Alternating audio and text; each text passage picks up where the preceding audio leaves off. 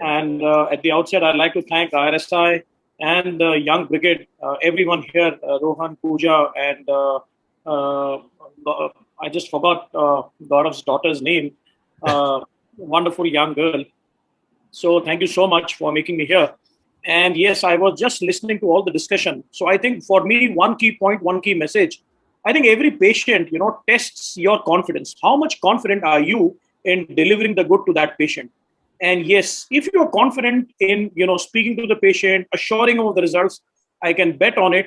The patient would never buy Dr. Himanshu, but he would always buy Pooja and say, yes, Pooja, I want to get it done from you, not from your dad, whatever the experience might be, because I can test your confidence and you sound really great and wonderful. So I think that is one take home for every youth in India. Be confident in whatever you practice and you'll have your day. So I do not have any financial disclosures. So the spectrum of refractive surgery, I'm very sure Dr. Rupal Shah, Vardman have really come up very well. And the spectrum of refractive surgery, basically, I divide cornea-based and lens-based. And sometimes I combine in my practice whereby addressing high myopes, I would do something on the cornea and the rest on the lens, and I would do away with all the refractive error that the patient has. Gaurav and me and Dr. Himanshu have been practicing for the last 20, 30, 40 years. And yes, we have given those patients endless results with wonderful refractive outcome. So phakic intraocular lenses, as the history tells us, have been there in the market, varying from the angle-supported lenses where we had the Kelman or the Ecrisoft lenses. Then came in the iris claw lenses. We have seen a lot of these Verisi lenses, artisan lenses, Veriflex lenses. And I think for the young generation, they would always see those dislocated lenses lying in the AC rather than themselves doing those iris claw lenses. And then came in an era of posterior chamber lenses, which is called the ICL or the implantable collamer lenses, as we call them. So why the posterior chamber concept came in and why this is in vogue in the present day scenario is basically they stand behind the iris. They are far from the endothelium. So far from the endothelium, saves the cornea, saves the endothelial damage. They have an excellent cosmesis. So even if you have a candlelight dinner, the lenses really don't shine. So they are invisible to a naked eye. They are as close to the nodal point. So we usually have the patient saying, I see better with these lenses than what I could see with my glasses, because you get some amount of magnification factor because of this physiological phenomena. There is always a gain in the retinal size image, and that's what makes these patients see better what they were seeing with the glasses, and a greater effective optical zone. So that translates to a better night vision at the corneal plane. So they are located in the sulcus. So that's a very stable location lying in the sulcus and causing less of the uveitic phenomena earlier with the anterior chamber or the iris supported lenses. They're easy to remove or exchange. We have been seeing that these lenses can be easily removed with the same forceps, injecting the viscoelastic in the anterior chamber. They do not require any fixation into the iris, and you do not alter shape or remove the cornea. So your cornea remains virgin, and at the same time, you're treating the refractive error of the patient. So the phakic IOL for the youngsters, I would say, to begin with, when you sound economical, you can have these wonderful Indian intraocular lenses by the IOC and the biotech, and they work equally well. And if you are a practitioner where the patients can afford, Star is one of the great products that we've been using over years. So preoperative assessment, a good patient selection, and a lens calculation is what is the key for your practice. And I can, bang on this that every young surgeon who is doing a cataract surgery can become a great refractive surgeon just on the practice of an ICL. You don't require great tools. You don't require those fancy Visumax or the laser equipments or the femto equipment. You just require a good microscope, a preoperative workup, and you can always commit yourself to be a good refractive surgeon. So the right candidate is what is required. We all know that when we have a practice where it's not a busy practice and you get very few patients, usually you will end up getting those patients who have been rejected by multiple surgeons. So be very careful in choosing the right candidate when you're doing the first few phakic IOL surgeries. A clear cornea, age more than 19 years, and at least a 1 or a 2 year refractive stability. The patient, you have to make sure that the patient doesn't have any systemic illness, any connective tissue disorders, diabetic, and there is no fundus pathology. So off late of these myopic patients that we have been dealing, we have made it mandatory to screen these patients on an OCT. The macula has to be screened because usually they are high myopes.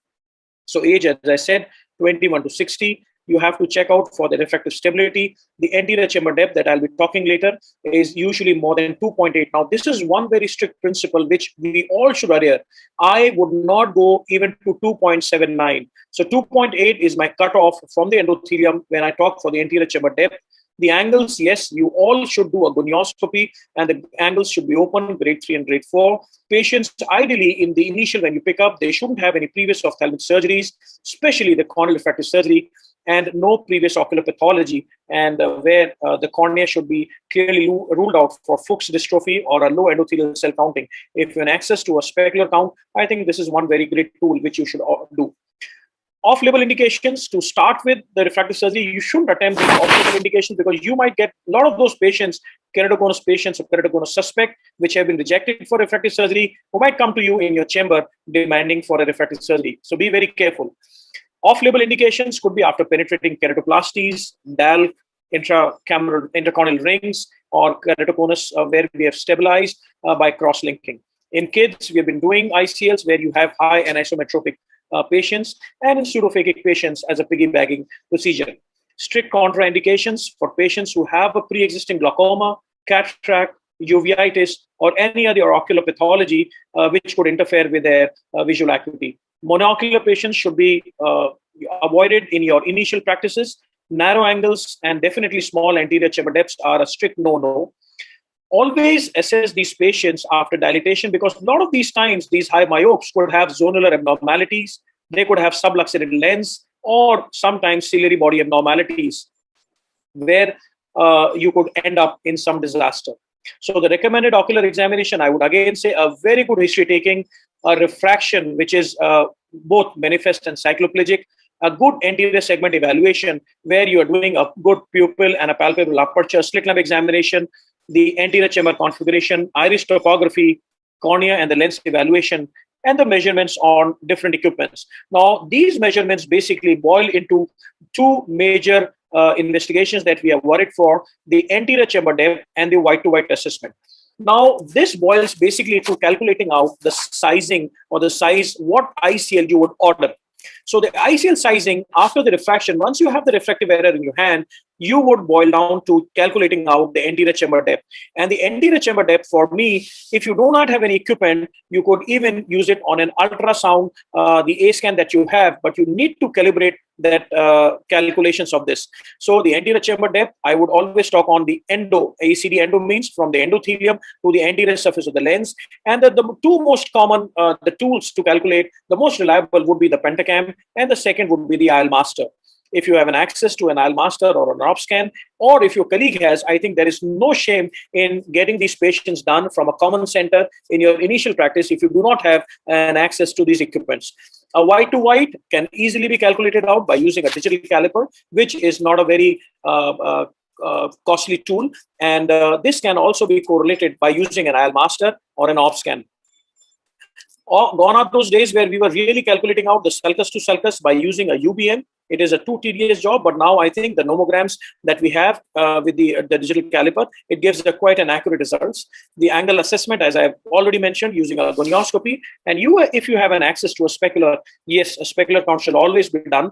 And an OCT macula should always be performed to rule out if there is any kind of an occult CNVM in these high myopic patients. So what actually this sizing boils down is what is called as the walt. So this walt is basically the distance between the posterior surface of the ICL and the anterior surface of the natural lens. So this is what we are aiming at after getting a good sizing. An adequate walt would be somewhere, I just missed out that slide. So an adequate walt would be somewhere between half the thickness of the cornea to maybe 1.5 thickness of the cornea. So 250 microns to 750 microns. Though recently the ICEs that we have a central hole, and these are called the V4C models, and these are quite sparing when we're talking of the low walls, because they usually give you that normal physiology of aqueous flow, and hence the cataract formation in these subsets of patients, it's quite low when we have a low wall. So a quick comparison of the anterior chamber depth using various equipments. Usually the pentacam works for the best, and the IL master and the op scan usually have a difference of almost 0.2 when we're talking of the anterior chamber depth.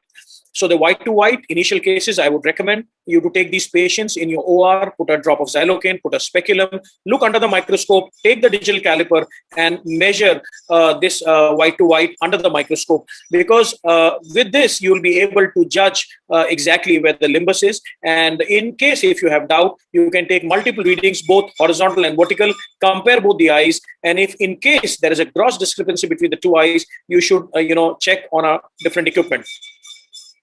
So as I mentioned, white to white on an IL Master 700 could give you an error of 0.3 millimeters as compared to a pentacam. So I would trust the pentacam the best when white to white and the anterior chamber depth calculation is done. So this is what I was talking about. An idle vault would be somewhere between 250 to 750 microns. An undersized ICL where you have a vault less than 125 micron vault. And this is usually risks the patient for an anterior subcapsular opacification. And an oversized ICL is usually more than 1,000 micron vault. And these are the two extreme of the conditions where you really have to think in and going either a step up and a step down when you are doing a sizing. And you really need to exchange the ICL. There has been a thought on the lens rise. What exactly lens rise means, if you draw a horizontal line across the lens and you see the vertical height, this is what is the lens rise. And this rise is a measure of actually the distance between the line from the angle to angle, and then is measured on a fixed point in the anterior chamber. So there are a lot of points taken in where you are considering when you see the surprises once the lens goes and sits inside the anterior chamber and you feel that the vault is slightly shaky. One of these factors could be the lens rise. So if the rise is less than 600 microns and the anterior chamber depth is greater than 3.2, there appears to be a very low risk of pigment dispersion or a touch. Now, once you have taken the refractive error and you have calculated out the white to white and the anterior chamber depth, your data goes to the manufacturer, whichever you want to implant. And this is how the size is calculated by them. So if I talk about your corneal white to white is 11.15 and the anterior chamber depth value comes to around 3, the lens they would order you is a 12.6 millimeter size lens. Now, the surprises comes when you are dealing with the extreme of the conditions. That means if you have a white to white of 11.64 and you have an ACD value of 3.3, now between 11.64 to 11.65, the lens size can vary one step. So these are those patients where you really need to figure out what vault are you looking at. And in cases of toric ICLs, I would always go one side up, because I really want the lens to be stable in the anterior chamber and not a lens which would give me rotation day one.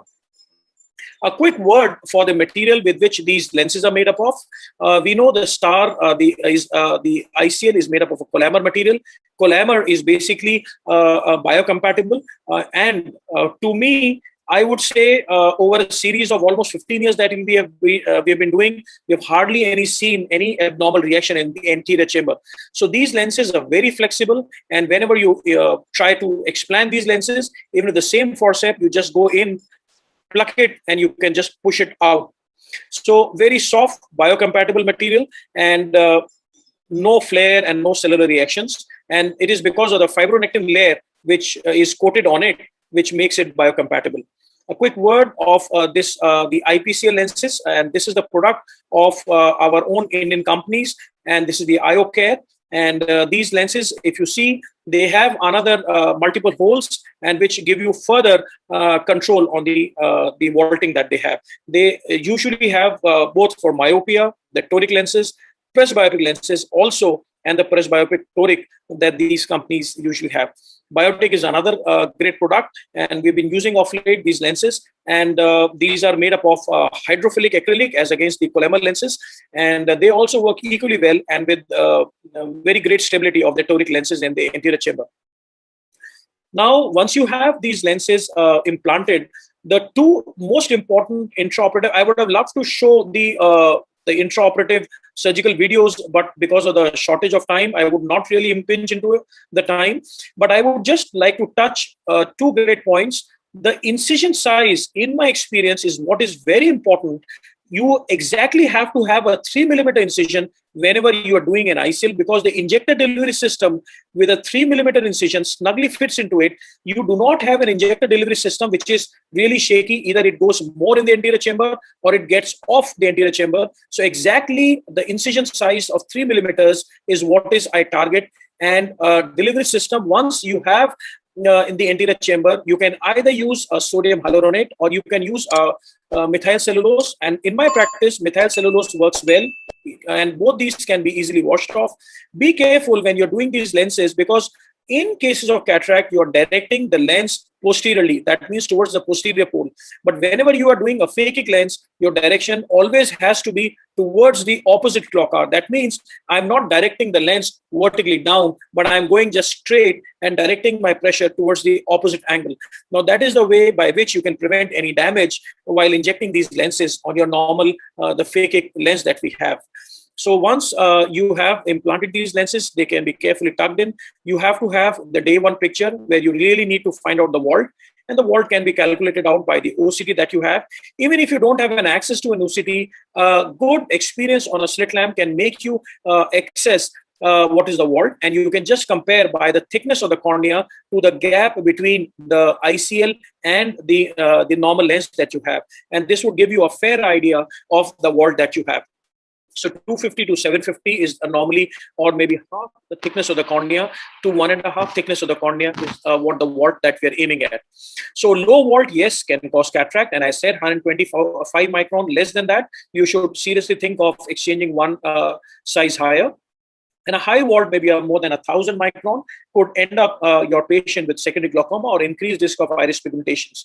So you really need to, if you have a non-toric ICL, you can just rotate this lens vertically, because vertically the internal ACD is more than the horizontal, and this could get back your lenses to a normal vault.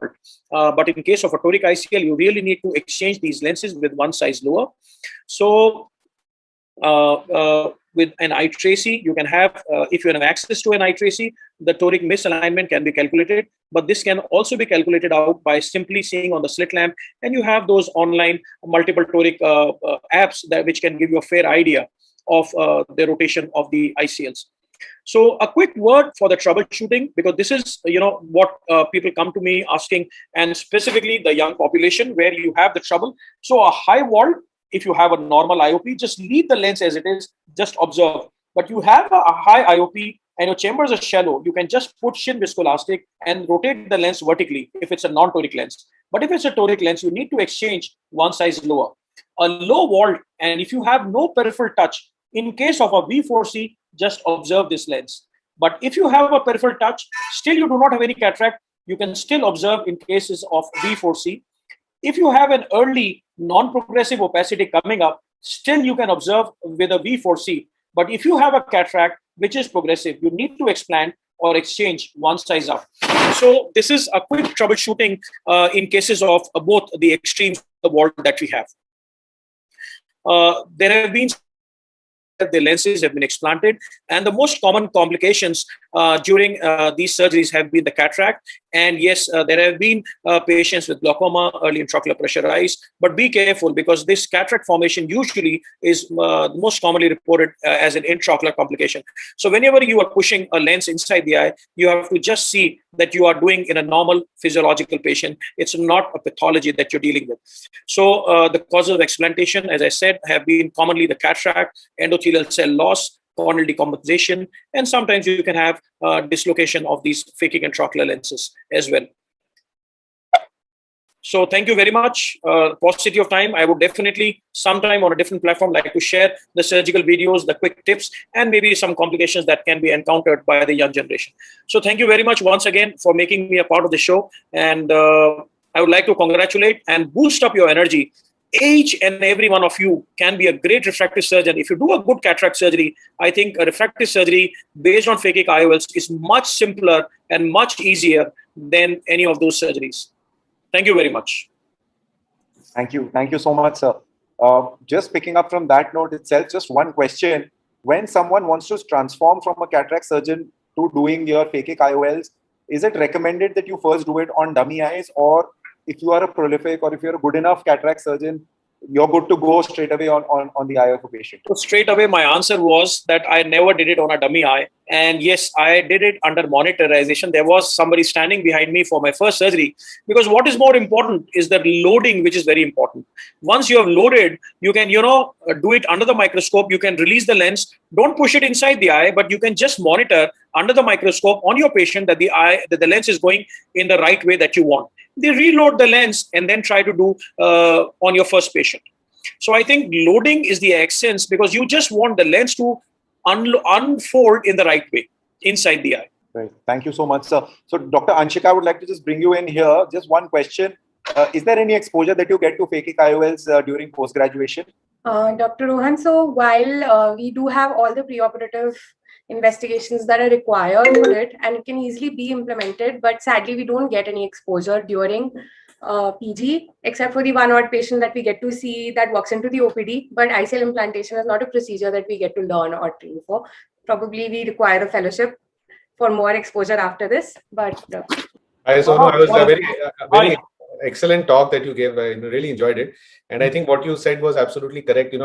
Doing a dummy lens and then loading it and then learning how to load it and then injecting it and watching under the microscope how it unfolds and how it can occasionally twist and, can open upside down, or, those things are all possible with the ICL. And that's what I think is the key to, otherwise it's a straightforward procedure. And of course, there's more to it than just injecting it and implanting it, because post-op you've explained so beautifully. So excellent talk there, Sonu. One message. I really loved your talk.